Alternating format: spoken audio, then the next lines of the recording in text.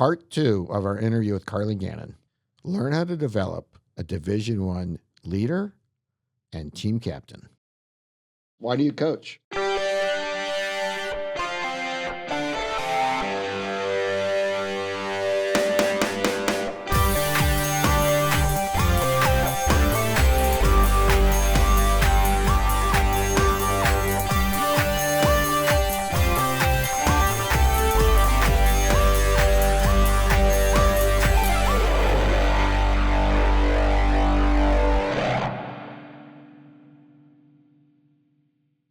There weren't really a lot of times when you didn't do what your mom and dad wanted you to do, and that was just take the call. You took the call until it was like, no more lacrosse. Yeah, right? And I didn't. I'm one, glad I did, and two, like I did do a lot that my parents said, but not in a way, like they never, what I give them a lot of credit, they never put pressure on me. Like I never felt like I needed to play in college. Like I feel like sometimes kids feel pressure from their parents. They have like, to, Yeah, like, or, you know, to go to this school and to do this, like I am so thankful I took their advice on things, but it was never to the point where I felt like I was like, this is too much. I can't do this. Like they would just like feed me, you know, advice, things that I wanted because I wanted it, not because it was their dream and not mine. Like it was always my, you know, my decisions, my goals, my dreams, which I'm appreciative of. All right. So you got to the point where it was field hockey, your heart was set on Penn State, and then the guy broke up with you. Yes, essentially, yes, yeah. And then, so your heart broken at home, and what happens from there? So my parents actually with this, they kept saying, just stay engaged with Penn State. Like just kind of, my mom insisted I make even like though they said, okay. And that was, I did not feel comfortable with that. Like my mom wanted me to make a highlight tape. Like that's not me, but that's what you do. That's a requirement now. I mean, I don't know if it was then or I mean, not, and that's just, it's what you do, but that just wasn't me. Again, because I'm not this like fancy player really. Right. So again, this is all my insecurities, but my parents kept pushing it and I would like send them emails and it's almost like my job now, follow-ups and just kind of keeping touch points, which is kind of funny thinking about that now. Carly's in sales for the audience. And I would do it, but I was like, it was more my parents just be like, if you're going to this tournament, like make a note to Penn State and whatever. And so I'd be like, okay, sure. But you would do it. I would do it. And then while that was happening, I was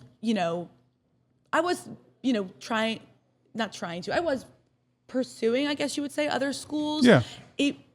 It didn't feel the same like internally, but I was kind of like, well, what am I going to do now? Like I have to move on, go to other camps, move on. Yeah. But then thank God my parents kept pushing me because at the one tournament that I don't even know if I wanted to go to, it was like the festival tournament. I had to miss Thanksgiving. I was just kind of like, And I just felt kind of like these schools I was talking to wasn't the place. I feel like I was kind of hitting like what's next? Like where is this going? But thankfully I sent a note to Penn State and my coach, well, my ended up being my coaches, saw me there and it kind of rekindled stuff. And then from there, it's funny. It sounds like a relationship. From there, things like developed. And once they expressed that they were interested, even I was like, I mean, I don't see anywhere else. And it wasn't even, it wasn't like this, you know, I wouldn't even say insane. It was like you're going to be a scholarship athlete, barely, but you are. Right. And to me, that's all I needed because that is the school I needed to go to. And I know that it sounds like almost too much. Like but it was where I was meant to go. And I mean, that's wonderful. Yeah. And I can't, I'm so thankful they took a chance on me because I wouldn't be the person I am if I didn't go there. Yeah. And we talked to Carl and I talked about this in the house as a family. It is very difficult to get all that to line up, right? I mean, like Carl hit the lottery. Basically, you know, she wanted to play at that level. She wanted to play at that school, and you know, and be recruited by that school. And that is not necessarily. That's typically, I would say, that's the top of the top, right? Who get that choice. And that's hard, you know. So but I think we've talked about it, I think I've maybe talked about on the show a little bit, is not getting so enamored by the level. Yeah. Yeah. If, like playing, and that's where I think we'll transition just into your lessons playing in college. But the lessons you learn, whether it's Division I, Division II, Division III, whatever it is, junior college or anything, that they're applicable no matter what, so Carly and I have that in common. Like I was blessed to go in the same manner, like to the school I wanted to go to. Like that does not necessarily that we are very great. I think grateful in that sense is that like these dream schools, like actually were interested in us. Like that's crazy, and I think we share that. I didn't even know, in all fairness, Mo probably knew, but I didn't know how much she wanted to go to Penn State. Gotcha. She kind of kept that to me. And I think to Carly's, probably the way she is, almost didn't want to verbalize that, because then it's in the air, then it's out there. And now I'm going to be disappointed or I'm going to fail, I treat girls very similarly. Myself personally, I keep them, this is not about me, but I trained for the English Channel for 6 months in my head before I told anybody. Yeah. Right? Like before it even came out, I had already trained for 6 months. Because it's like when you verbalize, it's like, now it's real. Like, it's something, there's a tipping point. Like, I need that time to internalize it. Yeah. Right? So, totally. But anyway, so let's go back. So they took a chance on you. That's how you put it, right? So I'm not like that's I think that's how I think. Right. And so they took a chance on you. You're not, and I'm not trying to run you down, but the facts of your head is you're not the most skilled. Right. You're not going to score 8 times a game. All right. They took a chance on you, and you're that player. Take us through the journey from that position to being a team captain. Like what what characteristics, traits, right? Did you implement, use, whatever, explore to get there? Yeah, and that's great question. I appreciate that. I get that you were. I get that you were an athlete. I get that you hustled. I get that you worked hard. I get that you were always fit, right? I get all that, right? But still, they took a chance on you. And you went from there to captain. So what was that? And I think I'll go into that. And looking back now, I have even more of like a recognition of like my superpower and what got me there. But let's say starting freshman year when I got there, I knew to a fault that I was not one of the top players coming out of high school. I didn't have the most skills and everything, but I did know like I could or wanted to be the most fit, because that's something that I almost controlled more, again, to a fault than the field hockey. Like, could I have spent more time playing field hockey? Probably, but I was like, I know I had this like comfort in training, so I did everything to prepare for our workout packet and all that stuff. Right. Maybe to a fault at some points, but I knew I had that. And when I started at Penn State, I could feel this pride in everyone, no matter if you're the freshman or you're the 5th year.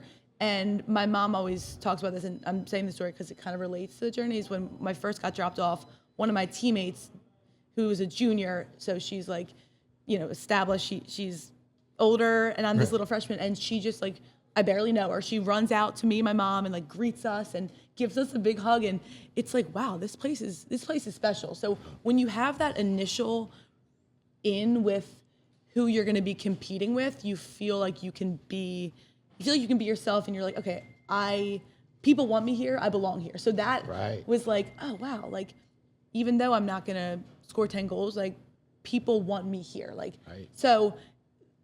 There was a lot of times that I would get in my head where I doubted that, just again from a field hockey standpoint. But I think that helped me grow.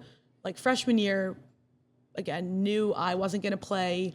I redshirted that year, which I am so grateful for. I mean, I had no business playing. I really didn't. But I loved that year of just kind of like, wow, there's no pressure for me to play. I can just show up and practice and be try to be the best scout team ever and challenge my teammates because they're the ones competing, but I can, challenge them in practice. So I started to freshman and sophomore year, I started to get into that role of like, how can I make my teammates better? Like, I'm not gonna play a ton right now, but how am I gonna make my teammates better? And so at practice, I would be the scout team and try to play like, how is Iowa going to play and how am I going to be the most annoying to my teammates so they can be prepared for the game? And then it translated to, I'm not saying I was the reason my teammates played well, but I could feel like, oh, my role, even though I'm not on the field for the games on Friday and Sunday, we're having an impact. And that was really cool to me. Like, wow, like I am making an impact just in a little bit of a different way.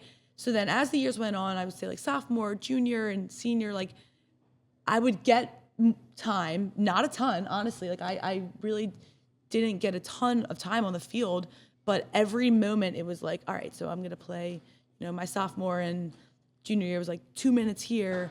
And I had an opportunity to like prove myself and do what I could do. Right. Sometimes I would dribble out of bounds and then I would not see the field the rest of the game, but then I would learn. And then as I got more comfortable, I was like, all right, I'm going to try to just, my role, what I do is like, I'm going to try to run around, cause havoc, and press hard and compete. Like, I was just like, right. What can I do in this time? And I can compete.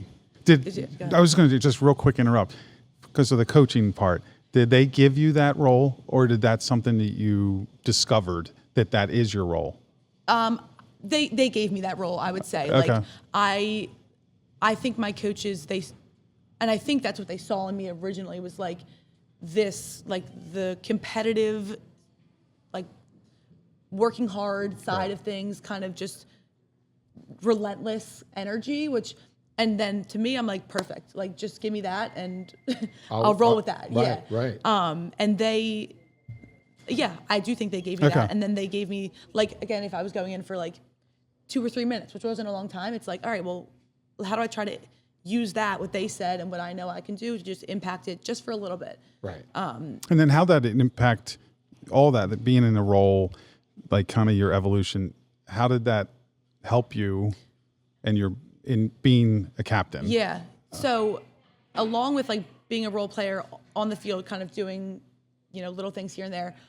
Also, another thing I want to mention is I was on the bench for a while, which is okay. And me and my other teammates who were on the bench, we also made it our role to be the most, like, the loudest, most energetic bench energy. Like, we called it bench energy, and it was just like a thing that we embraced and we did. And from everyone, from all my coaches to everyone on the field was like, this energy is palpable, and you guys, like, you get us through things just as much as we, do things on the field. And I felt that to like no end. Like that was so empowering. Like I remember my head coach talking to like the bench, and I don't even want to put in quotes, but like we, like with pride, we were the bench. Right. And she was like, this is awesome. And like, it made you feel like your role was important, whether it was getting on the field for 2 minutes, whether it was you were on the sideline for the whole game, like everyone was important. And then that gave me confidence as just a person to that then I think translated into athletics to allow me to grow on the field as well. Because I was like, I'm not just some player who sits the bench and doesn't affect the game. Like I am affecting the game. Like we are affecting the game no matter where you are. So that just gave me confidence. Like, yeah, I belong here. Like this is my thing.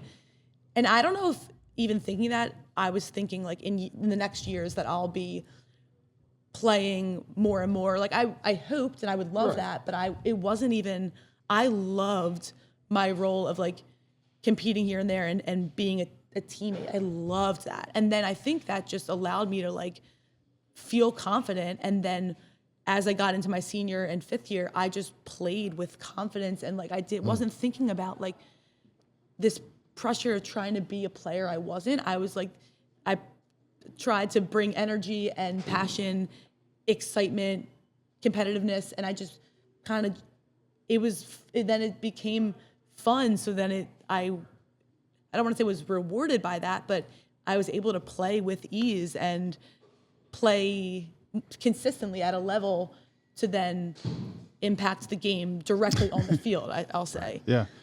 When we used to talk about, I used to say to Carr, about leadership was you have instant credibility because of your energy, your competitiveness, and your fitness. Right. Again, I'm the dad talking and, maybe projecting.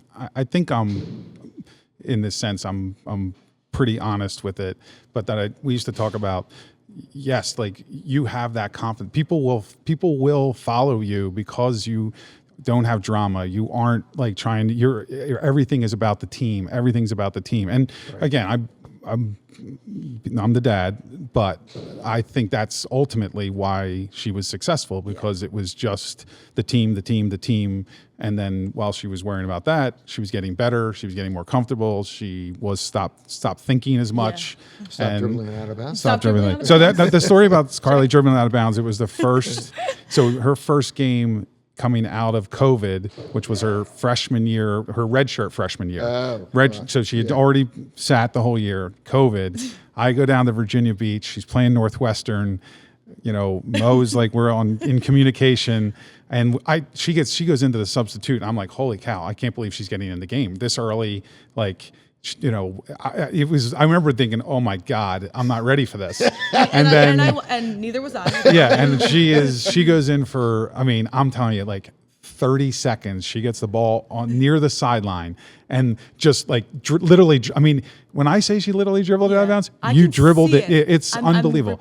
And then didn't see the field the rest of the game. Like it was like I was like, oh God, when will she see the field again? Like, so I think you got a couple minutes. Her relive that. No, but I think it's like, people are human. Like we forget that, like we expect these to just be so good all the time. And and I think Carly went to, I would say, and she probably would say as well, the perfect coach for her. They're very similar.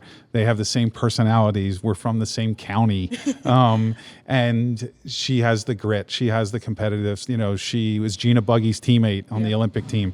And Carly wanted to be coached hard. And you can talk about that if you want, but I thought, you didn't take it personally. And I don't think that you learned that from us. I felt like that was something you learned on your own, that coaches yelling at you didn't necessarily mean they didn't like you. It meant that they were coaching you. 100%. That's something when thinking about today, I was just thinking lessons I learned from coaches. And I think a big thing is like they care about you, but they're not going to, it's not them like coddling you. It's when they coach you hard, they give you feedback. I loved that. Is it scary in the moment? Yeah, but they want you to get better. They wouldn't be saying this if they didn't care and believe in you. Like I truly thought my coaches believed in me. I loved getting the feedback, even though it was like I kind of felt like when will this ever click? Like it does. And I think that them being, you hear this a lot, like they're on me. They're always on me, like because they care and they believe in you. And I think that, and my coaches at Penn State, I think they believed in me, and I think that's like one of the most special things is somebody can believe in you, really. Right. We'll be right back to the Nick Anthony Show. Love sports? Turn that passion into impact. Coach Across America empowers coaches to make a lasting difference through sports-based youth development training, mentorship, and meaningful community connection. Whether you're an athlete, recent grad, or simply looking for a way to give back, coaching is your opportunity to positively impact the next generation on and off the field. Coaching is the answer, and you can be the solution. Visit coachacrossamerica.org to learn how you can get involved. Welcome back to the Nick Anthony Show. We've talked about it over time, but that is from a coaching standpoint, and talking to coaches hopefully that are listening, is like believing and giving them confidence, like how much better their teams, their athletes will be if you can figure out a way to give them confidence. And in some ways, again, Cars was just saying it, that doesn't mean you're not correcting them, that they're not on you, right. You know, and then it's like coaching them through, like off the field, like Carr knew how much they cared about her. Right. So that like there was no doubt on, is this personal? Is this not, like, hold on, they don't like me, they're on me. Like, you were very confident in the fact that they care for you. And it was the gift that I felt like they gave you was, you know, they saw all the good and then corrected the bad and like emphasized the good. And I thought that was an amazing, you know, just selfishly as for you was what the coaches did for you. But I also think what it did for the team, you know. And I think that go ahead. No, I do have one thing I hope coaches will consider. And that is, you know, Carly, you may have gotten it from yourself. You may have gotten it from your parents, that understanding that the feedback means they have faith in you. Yeah. I wish more coaches would consider just saying at a different time, different moment, say, the reason I'm yelling at you is because I believe in you. Yeah. Because I believe that you can do this. Yeah. I'm yelling to communicate, not trying to tear you down. And I wish just what was it?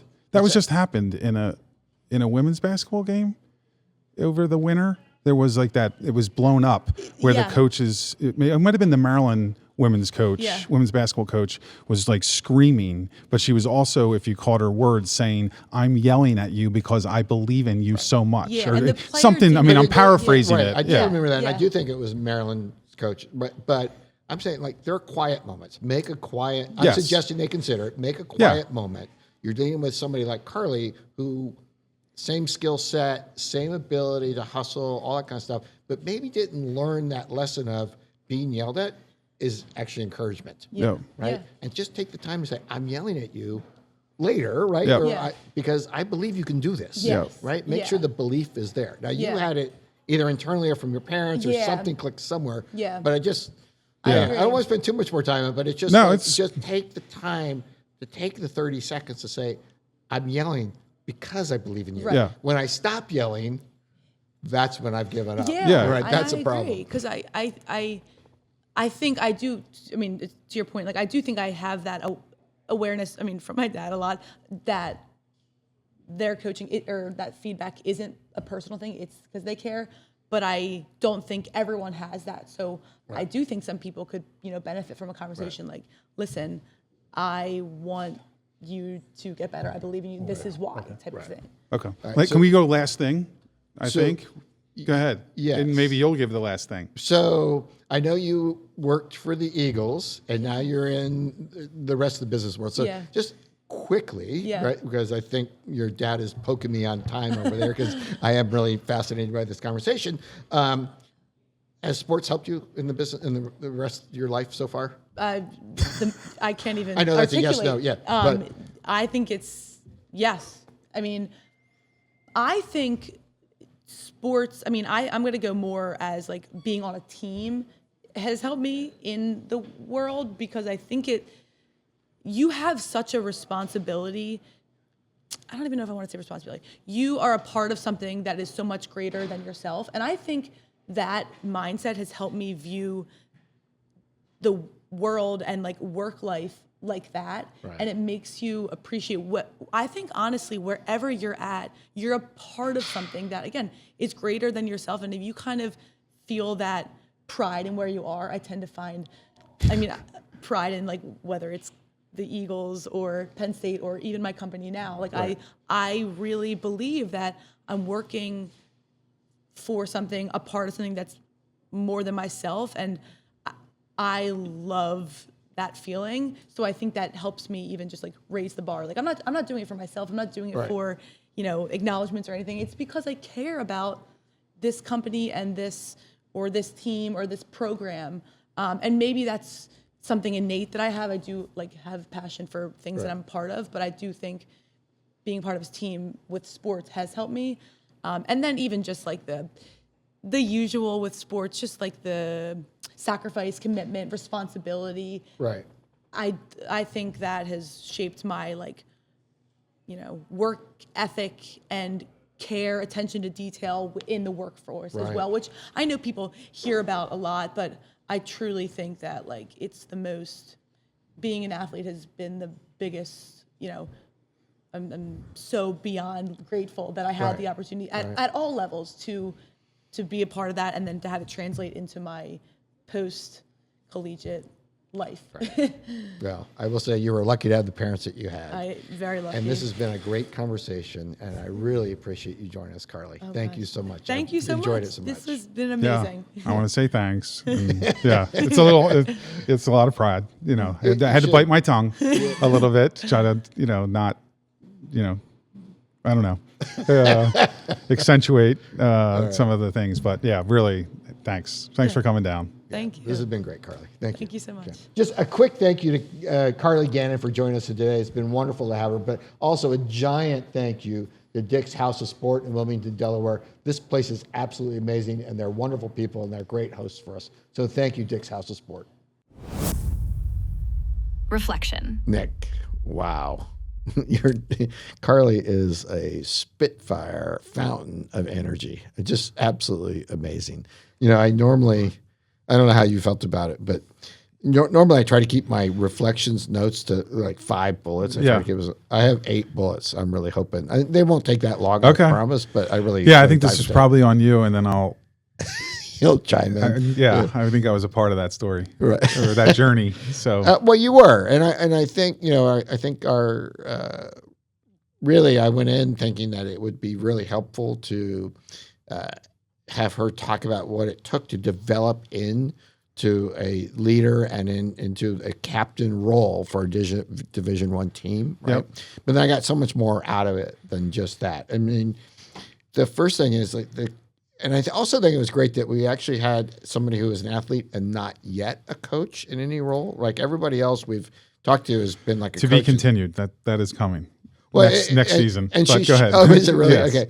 I want to hear more about that. But so I think getting just like her perspective on how it impacted her was really valuable lessons for coaches to hear. And first thing is that her people want me here, right? When she said those words, and like they were so, I could feel the emotion still. Like when she first heard it, it was like it happened yesterday, even though it was years ago. But a coach is sending the message of, I want you here, right? Those simple words matter. So that was the first thing. It's just like coaches should help people understand that the players are wanted.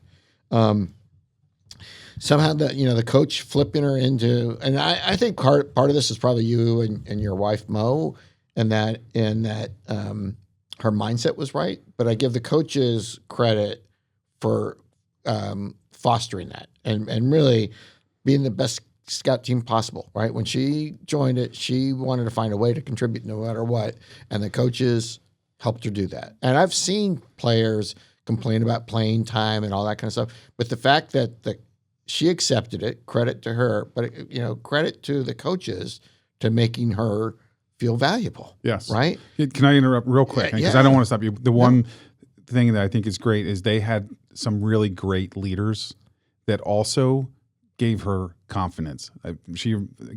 One time I remember calling home and her saying, so-and-so and so-and-so pulled me aside and said, keep doing what you're doing. You're doing exactly what we need in this program. Right. And I think that leadership on your team was also, and she took that to heart later on, was giving people value. So yeah, and again, I don't, and it goes back to the coach, right? The coach creating that kind of environment where those captains, Carly's captains, felt empowered to give her that kind of feedback, right? So it all rolls back to that. And then, it's part of being the best scout team possible. I guess it's kind of like, almost the same thing, but how can I make my teammates better? That's what she was focusing on. That was her contribution to the team, right? And we see all the time, parents and kids. I mean, I heard it from this last weekend, even an event I was at, parents complaining that their kids weren't getting the playing time, right? And it's just like, that's not, Carly's mindset was so much better. And you as parents and the coaches making her feel important, even though she wasn't getting in during games, just amazing, right? And all coaches should work to do that. And the bench energy, coming up with the title, the bench energy, and then the coach coming back and telling the people on the bench who didn't get in, that the energy was palpable, that it was like so important and it was so valuable to the team. I mean, that's great coaching, right? Making everybody feel part of it. I've seen it, and I know you have too, where just coaches get caught up in only the players that are contributing on the field, right? Yes. And it's like, it takes everything. It takes a scout team. It's having people on the team that want to make their teammates better. It's, energy off the bench. It's all those things. And I give the coaches there at Penn State total credit for creating that environment. And then I give her credit for coming in with energy and fitness and grit and all that kind of stuff, right? And that goes back to a parent's role, right? And and part of it was probably innate in her. Very innate, yes. But she still probably got it from example. She has two parents that were athletes and, all those kinds of things. And, we talk about PKE a lot, right? But for her part of her and that's being emotional strength and emotional, bringing stuff to it, she picked fitness. So the fact that she worked so hard on fitness, even though we could put it in the P category, it was really the E category that made her accept who she was, accept, that she needed to improve different ways. But no matter what, I'm always going to be fit. Mm-hmm. I'm always going to be in shape. That's an E drive kind of thing. And then accepting that being coached hard is a good thing. She liked being coached hard. Again, that's an E thing. But coaches, as we talked a little bit about this on the show, but the coaches at Penn State for her, and probably in high school and everywhere else, must have been really good about telling her and teaching her that being coached hard is a compliment. Yes. And so coaches, I still believe that coaches really should consider all the time, at quiet moments, loud moments, whatever the moment is appropriate, tell the kid, I'm coaching you hard because I believe in you. Yes. And so passing on that belief and understanding that me coaching you hard is actually a good thing. And then her, the simple fact that she just loves feedback, I just think that means that she got a lot of coaches in her life that didn't just yell at her. Like I've seen coaches just literally call youth athletes idiots. I've seen it happen, right? On more than one occasion, using that word. It's amazing to me. But so the feedback that she got, the fact that she loves feedback, means that she probably didn't experience coaches that just called her an idiot. She probably experienced coaches that when they yelled at her, they gave her something to work on, or something valuable to consider, or something, that kind of stuff. So hats off to you and Mo, and hats off to all of Carly's, coaches through her career. No, I thank you. I mean, I think it's obviously, well, not obviously. I am extremely proud of Carly, the person, and her journey, and where just who she's grown up to be is, I've said it before. I love my kids, but I really like them too, and all three of them, Carly being one of them. I think a couple of messages I would say from coming out of the coaching stuff is we've touched on this a little bit over time, but the coaching Carly received in college was transformational, not transactional. Right. They promised it, they delivered. I've mentioned that before, and they helped transform her and into the person she is. So we can't thank them enough. They delivered value. And then I think the other is kind of for the parents and the coaches, and even the coaches on the other side, her journey was difficult. I don't know if we did it full justice, but there was those ebbs and flows were very tough. It was very tough in the house. She, as we said, she didn't verbalize exactly where she wanted to go to me. She may have to her mother a little bit more, but losing that and going up and down, and she would go on these visits with me to schools, great schools, but you could tell her heart was never there. And, she had to make a tough decision. A coach put a lot of pressure on her at one point early in her recruiting, a very good school at a high level, and she had to say no, and coach was not very kind about her saying no. So there are difficult, and first of all, I would recommend that coaches don't do that because Right. kids actually do transfer now, and they won't transfer to you if you don't handle the rejection of you very well in recruiting. But also, it is just flat out difficult. And I said, the top group, it's maybe not that difficult. They have choices. You start getting into the mid, and you start trying to shoot for a level that's maybe you're on the fringe of. It's very difficult, and it's tough on parents. It's tough in the household.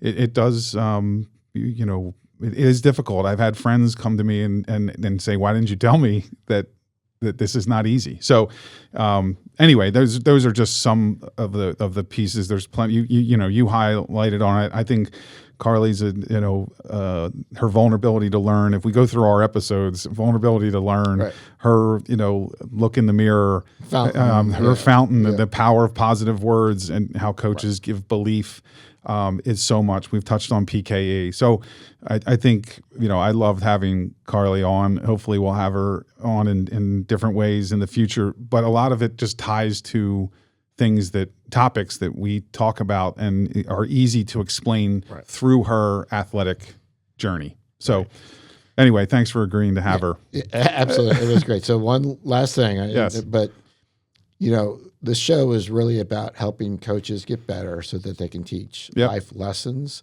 that help people throughout their lives. Yes. And one of the really interesting things that neither you nor Carly spent a lot of time talking about wins. We didn't. Right? No, I don't know if you consciously did that or not. No.